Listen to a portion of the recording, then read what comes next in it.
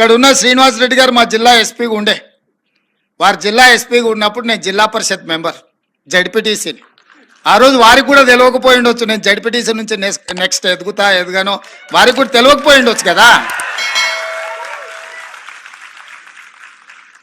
మా police station వారు 60 కిలోమీటర్ల అవతలికి షిఫ్ట్ చేసింది. నేను ఏడ జడ్పీటీసీగా ఉండేనో మిడ్చల్ మండలంలో ఉండే పోలీస్ స్టేషను వేరే కారణం చేత 60 కిలోమీటర్ల దూరానికి మారుస్తే 3 బస్సులు మారి నేను ఆ పోలీస్ స్టేషన్కి చేరాలి. ఎవరైనా ఫిర్యాదు చేయాలంటే ఉదయం ఊర్లో బయలుదేరితే చీకటి వరకు స్టేషన్కి చేరుకుంటాం.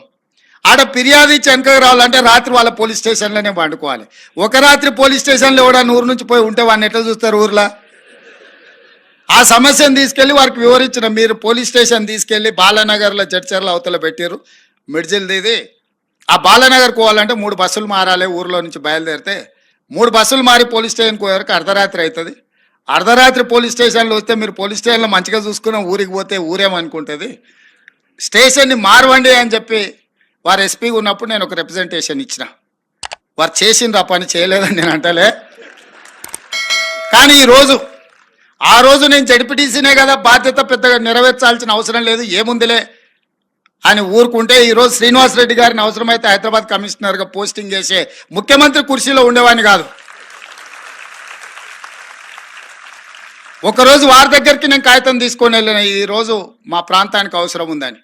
ఈరోజు ఏదైనా అవసరం ఉంటే వారు నా దగ్గరకు వచ్చి ఇది సమాజానికి అవసరం ఉందని చెప్తున్నారు.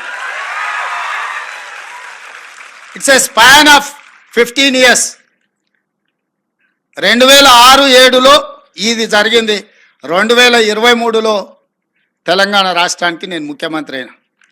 16 సంవత్సరాలు కష్టపడితే రాష్ట్రానికి ముఖ్యమంత్రి కాగలిగినాము. మీరందరూ ఎందుకు కాలేరని నేను అడుగుతున్నా. మీరందరూ కష్టపడండి, ఒక ఫోకస్తో పనిచేయండి. ఇక్కడున్న జితేందర్ కావచ్చు, లేకపోతే అవినాష్ కావచ్చు, సుధీర్ బాబు వాళ్ళ ఫాదర్ ఎంపీ, కానీ ఆయన ఐపీఎస్ ఆఫీసర్. ఆయన ఏం రాజకీయాలు వైపు పోలేదు, చదువుకుంటే ఐపీఎస్ అయింది. శ్రీనివాస్ రెడ్డి గారు అగ్రికల్చర్ బ్యాక్గ్రౌండ్, చదువుకొని ఐపీఎస్ హైదరాబాద్ సిటీ కమిషనర్ అయింది.